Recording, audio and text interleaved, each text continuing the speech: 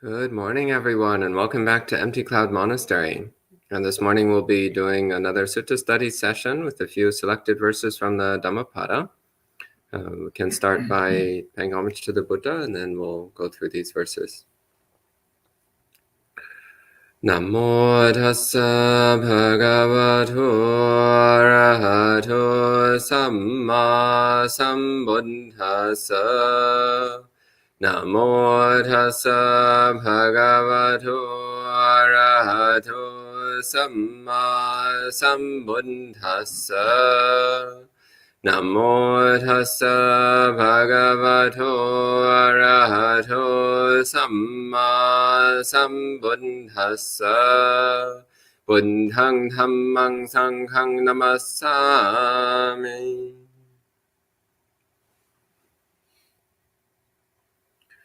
So this morning I've selected 3 verses from the Dhammapada, and these are all from different chapters, so they're not particularly related in terms of topic. They're just a few verses which I personally like, and which also I think have some meaning which is worth talking about in a bit more detail. So these are verses 134, 147, and 163. So we'll start with verse 134.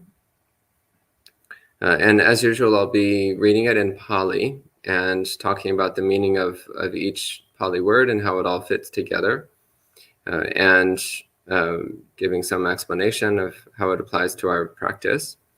Then at the end, I'll take any questions that you have. So you're welcome at any time to type in questions, and I'll take them at the end. So this first verse here, so verse 134, in Pali this says, Sache ne resi attanang kangso upahato yatha, esa patto si nibbanang sarambo tena vijjati. So, Sache ne resi attanang. So Sache means if, ne resi is a compound of na and e resi. So na means not, and e resi means to shake or to react or to be moved by something. So ne resi means not reacting, not moving, not shaken or disturbed. And attanang means oneself. So this is actually the same word atta that we have in anatta. But the word atta in the suttas it's often used in a simple way that we use reflexive pronouns like myself or yourself. So in this case, it doesn't have any special philosophical meaning. It's just being used in the ordinary sense of a reflexive pronoun. And kangso upahato yatha. So kangsa has a few different meanings. The most common meaning is it means a metal plate or metal dish of some sort, but it also in some places has the meaning of a bell or a gong, so a metal bell or a metal gong. And these two meanings are not necessarily separate, because actually if you have a really nicely made, well-rounded metal bowl, then if you strike the edge, it will ring just as nicely as a good bell. So the difference between a bell and a bowl is more a function of usage rather than of property of the thing itself. So for example, my alms bowl, if you strike the edge nicely, it actually makes a really beautiful sound, better than many bells I've heard. So kangso upahato yata. So upahata means struck. So this is from the verb hanati, which means to hit something. So upahanati, the prefix upa means close or near. So upahata means you struck it directly. So putting all of this together, the Buddha is saying if you are non-reactive, like a broken bell. So upahata means something that's been damaged or destroyed. So when you strike something, it breaks, it gets destroyed. So if one is non-reactive, like a broken bell, And he says, Esa pattosi nibbanang. So patta means to attain or to reach.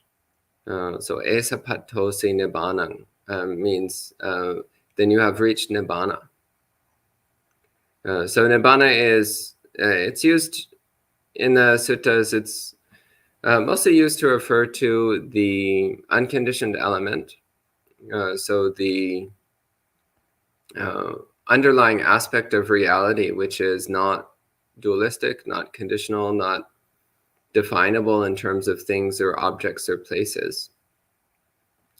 And the direct realization of nibbana is the ultimate goal of Buddhist practice. So to directly touch and feel and know nibbana through direct experience. So the nibbana dhatu, or the asankata dhatu, so the element of the unconditioned, it's a fundamental nature of reality.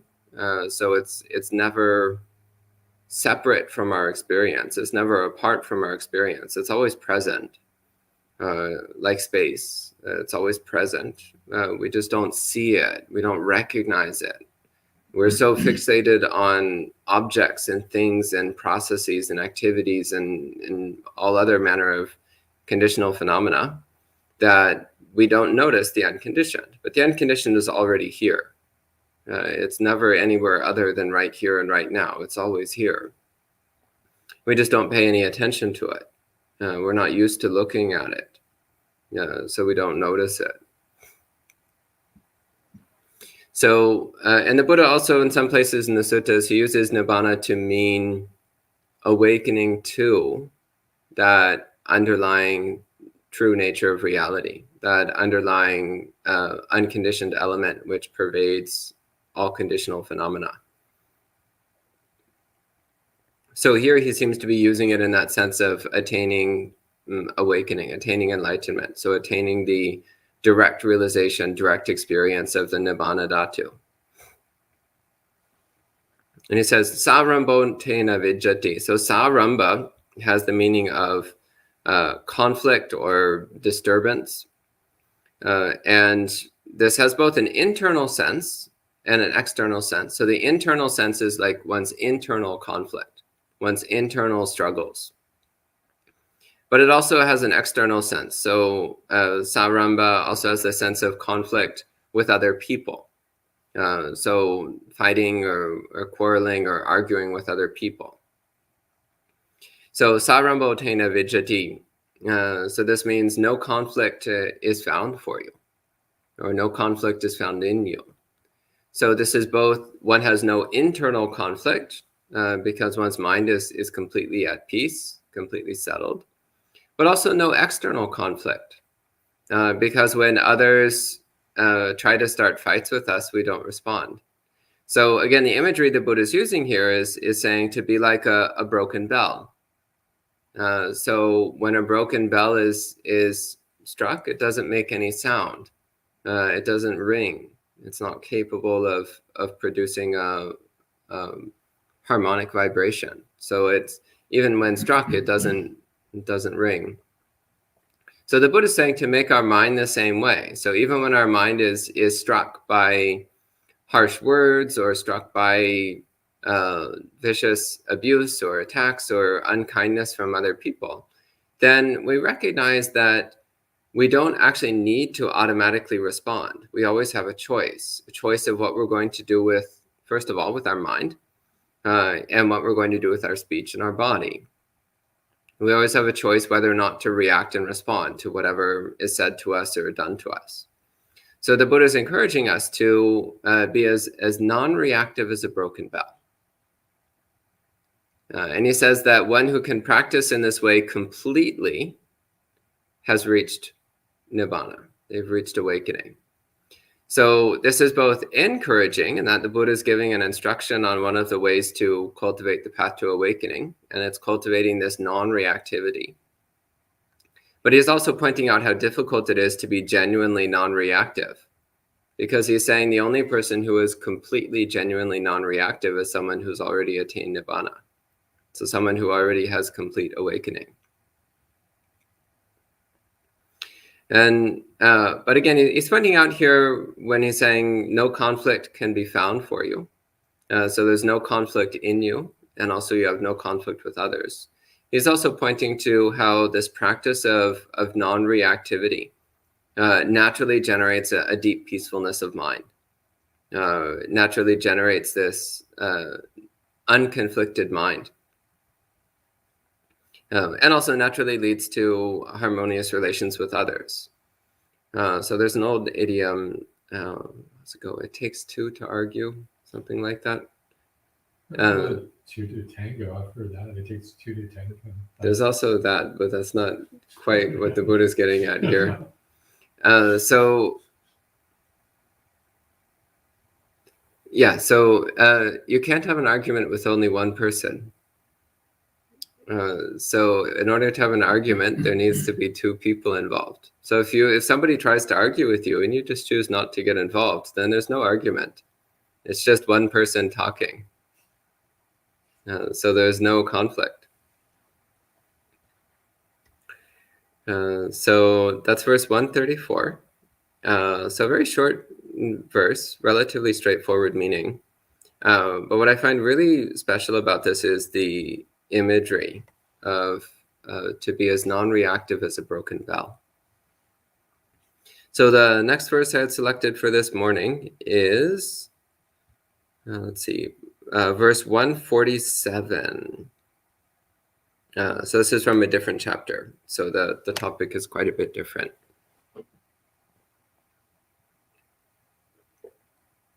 This one says, Pasachittikatang bimbang arukayang samusitang atirang bahusang kapang yasanati duvang titi. So this one, so pasachittikatang bimbang. So pasa means see or look at. This is in the imperative sense. So it's a command. And chittikatang bimbang. So chitta normally means mind, and kata means made, and bimba means puppet. So chittikatang bimbang, one very straightforward way of translating this phrase is see that the mind has been made like a puppet. The mind has been made a puppet. So normally we think that this mind is me, therefore I'm in control of it, and this mind does what I want it to do. But is that actually our experience? So by contrast, what is a puppet? A puppet is something which it might seem to be moving on its own, if the puppeteer is particularly skilled. The puppet might seem to be moving on its own, but actually it's under control of the puppeteer. So pasachittikatang bimbang. So see that this mind has been made like a puppet. So we think we're in control of our mind, but actually our mind is constantly under control of the puppeteer. So the puppeteer is the forces of greed, hatred, and delusion. So for example, you walk in the gelato shop and you think like, well, I am now choosing to get the peach sorbet. Well, are you actually making that choice? Or is it just that you walked in the gelato shop and there was this upwelling of desire in the mind, this craving for peach gelato? Did you create that craving? Where did this preference come from in the first place? So we think this is me, I am doing this, but actually how much of it is out of our direct control? So often what we're doing as we go through life is we're just going through life being constantly manipulated by the arisings of desire in the mind. So a desire appears in the mind and we just chase it. We're just like, yes, I will be controlled by this desire. Or aversion arises in the mind and we're just like, yes, I'm on board. I love hating things. Or we space out or we get confused or a daydream appears in the mind and we're just like, yes, let's daydream. Ordinary life is so boring. Fantasy is much more interesting. So this is our tendency. Our tendency is to be constantly manipulated by whatever happens to pop into the mind. So like the puppeteer pulling the strings. And of course, there's a more literal way of taking the sense of the puppeteer. So yesterday, one of the residents here asked about Mara. Well, in some suttas, Mara is referred to as the puppeteer, the one who's always trying to pull our strings, the one who's planting thoughts of greed, hatred, and delusion. Not that we're not perfectly capable of producing more than enough on our own, but he likes to sprinkle a little more salt on the wound every now and then, throw a little more gas on the fire. So again, we think we're in control of our mind, but actually our mind is a puppet, constantly being pulled around by greed, hatred, and delusion. So Buddhist practice is about learning how to take control of our own mind, so that we're not just a puppet with an illusion of autonomy, but actually to be genuinely autonomous. So he says, see that the mind has been made a puppet, pasachittikatang bimbang, then arukayang samusitang.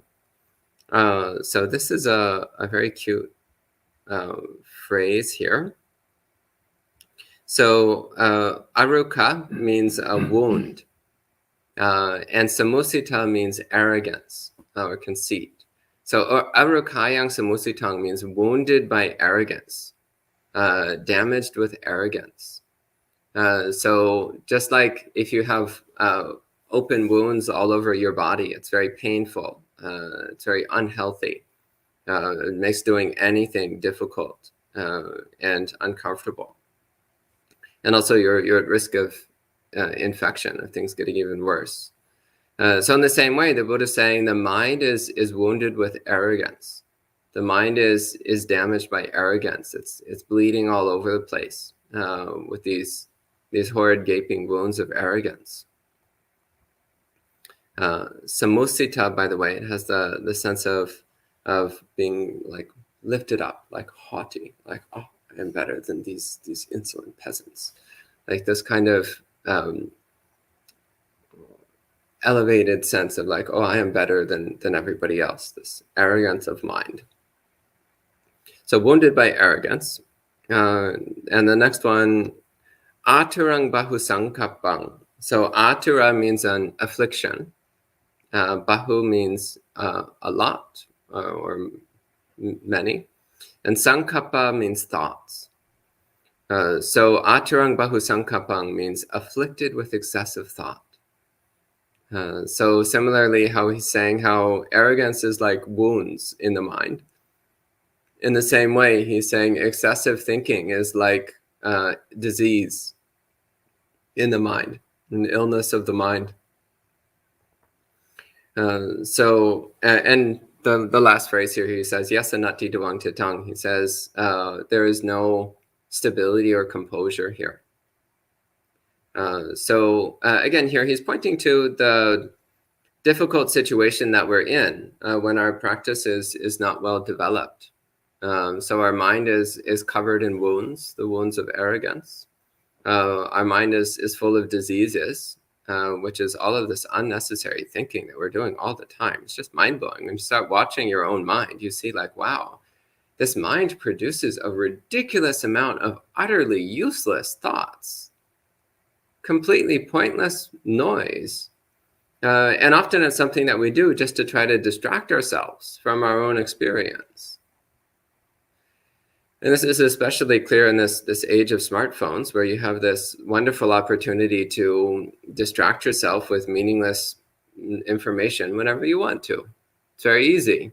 At any time, you just pull this little rectangular thing out of your pocket and like open your browser, and within a very short period of time, you're completely distracted with all kinds of useless thoughts. And of course, before smartphones, people were still perfectly capable of distracting themselves with lots of useless thoughts. It's one of the things that we tend to be particularly skilled at. But the Buddha is saying that this is actually a disease. It's an affliction. So a health of mind is to have a quiet mind. So one of the very important things that we do in Buddhist practice is learning how to make the mind quiet all the time, and to constantly watch what we're doing with the mind.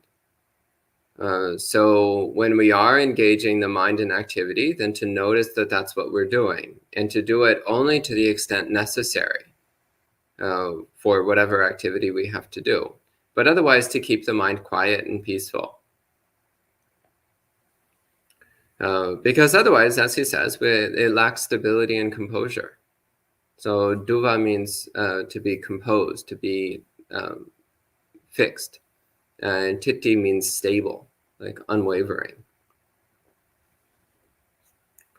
So that's verse 147. And actually this whole chapter here, so this verse 147 is from the Jaravagga, the chapter on decay. There's actually a whole lot of verses, and there's a whole lot of verses all through the Dhammapada that I love. I could just go through the entire Dhammapada verse by verse and have a great time the whole way through. But this whole chapter has a lot of really delightful imagery and verses about the drawbacks and dangers of samsara and the awful condition that unawakened people are in. But this is one in particular that I like because of the imagery he presents. So the mind, which is like a puppet, covered with wounds, the wounds of arrogance, full of diseases, the disease of excessive thinking, and lacking any stability or composure. So this is the predicament we find our mind in. And it's the reason why we dedicate ourselves to practicing the Buddha's path, to cultivating the stability and peacefulness of mind. Okay, and the final verse for this morning is verse 163, which again is from a different chapter. This one is from the Attavagga. So this one says, where is it? Sukarani asaduni attani ahitani cha yangve hitancha saduncha tangve paramadukarang. So the this verse here is again it's from a different chapter, so it's not technically carrying on from the previous ones, but I felt this was a nice way to conclude the previous two verses. So this one, Sukarani asaduni. So sukara means easy to do. So from the verb kara, which means to do, sukara, easy to do. Sukarani means easy to do, asaduni. So we know the word sadhu. The word sadhu means excellent or wonderful or marvelous. So asadhu means not excellent, not wonderful, not marvelous, not so great. So sukarani asaduni means it's easy to do things which are not excellent, which are not wonderful, which are not praiseworthy, things which are worthless. It's easy to do things which are worthless. For example, just think how many hours you've wasted playing video games or scrolling through Instagram. That was easy to do, wasn't it? It was a complete waste of time, wasn't it? For being honest with ourselves, it was mostly a waste of time. But it was easy to do. And a great way to waste huge amounts of time. And the next one, atano ahitani cha. So atano, again, this is the reflexive pronoun, so to oneself. And ahitani, so hita means beneficial or helpful. So ahita means unbeneficial, unhelpful. So atano ahitani cha, so things which are not beneficial to oneself.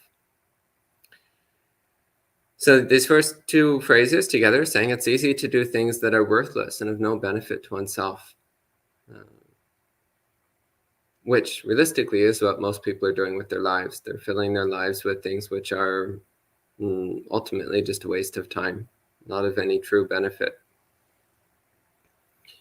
Then he says, Yangve hitancha saduncha, but to do that which is beneficial and worthwhile. So that which is hita, beneficial, and sadhu, that which is excellent, wonderful, praiseworthy. Tangve paramadukarang.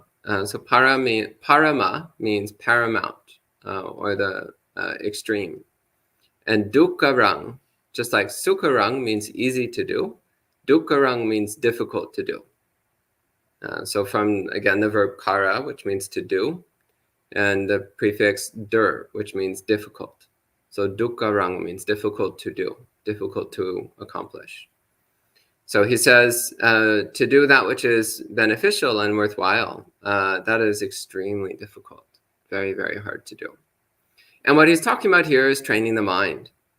So what's really worth doing is to examine the mind, to see the patterns of greed, hatred, and delusion in the mind, and to train the mind to reduce and eliminate those patterns of greed, hatred, and delusion. And instead to cultivate the patterns of contentment, generosity, kindness, compassion, respect, courtesy, and to cultivate ultimately wisdom, insight, and to achieve awakening. This is very difficult, paramadukkharam, the most difficult thing that you can do, but it's extraordinarily worthwhile. It's much better than Instagram stalking people or watching reruns of Star Trek or whatever it is people do these days. So at this time, that's all I have for Dhammapada this morning. So we can respect the suttas with 3 sadhus. Sadhu, sadhu, sadhu. And at this time, if there's any questions, I can take any questions that you might have. So I see a lot of people joining in online. So hello to Gita Nyana, Gita Brown, Rick, Elaine, Vivian, Richard, John, Ashok, Charles Lee, Douglas, Guatmian, Usha, Kemar, Kathy, Rahim, Jayanta, Jay, Yankee, Mia, Ranga, Sangtong, Bhumika, Amaranta, Lo, Saripala, Morgana, and Sud. Great. Yeah, lots of people. Good to see all of you. And there's a question here from Gita. Gita says, Bhante, this is a very tough task to be able to overcome our past habit energies. Would the solution lie in being aware, mindful, and using noble Aryan wisdom in every rising moment for one to recognize anicca, anatta, and dukkha? It's simply seeing suffering arising and passing away. I mean, that's not by any means simple. It's actually quite difficult, but you have the right general idea. So overcoming our past habit energies. Well, actually, the first thing is to work on cultivating new habits. So remembering that Buddhist practice always starts with sila. So sila means habit or wholesome behaviors. So we always start with cultivating new wholesome habits. And that will already start to diminish our old unwholesome habits by making a conscious effort to make new patterns of mind. And similarly, as we cultivate new habits and we notice ourselves starting to occasionally fall into ways of behavior which are not in line with sila, then we'll notice that, oh, I'm slipping back into old habits. So that's the first way that we start to become aware of the habits of mind. Then as we cultivate mindfulness, so mindfulness of the body and mindfulness of the mind, then we can start to get a more refined and deeper understanding of the habit tendencies of our own mind. The underlying patterns. And in particular, as we cultivate samadhi, as we cultivate deep concentration, then the mind can become steady and sharp enough to start to see clearly into the workings of the subconscious and to start to pierce what needs to be pierced. And yes, it is through the cultivating the recognition of the 3 characteristics, anicca, dukkha, anatta, that all things are impermanent, unsatisfying, and impersonal. This is the way that we let go of our attachment to our old habits. We recognize that those old habits are anicca, they're impermanent, they're dukkha, they're unsatisfying, and they're anatta, they're impersonal. They're not who we really are, and therefore there's no need for us to continue acting in that way. So yes, it's true. You've got the right general idea.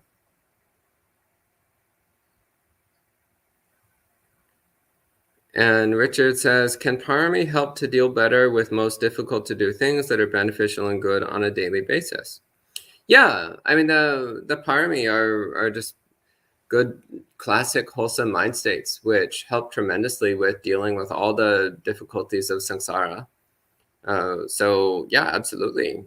Yeah, cultivate the paramis. They're classics, classic, wholesome mind states. Can't go wrong with that. And that's the last question from online. Any other questions? No. Okay, so we can go ahead and end the session at this time with 3 more sadhus. Sadhu, sadhu, sadhu. And we'll see you this evening for a moksha.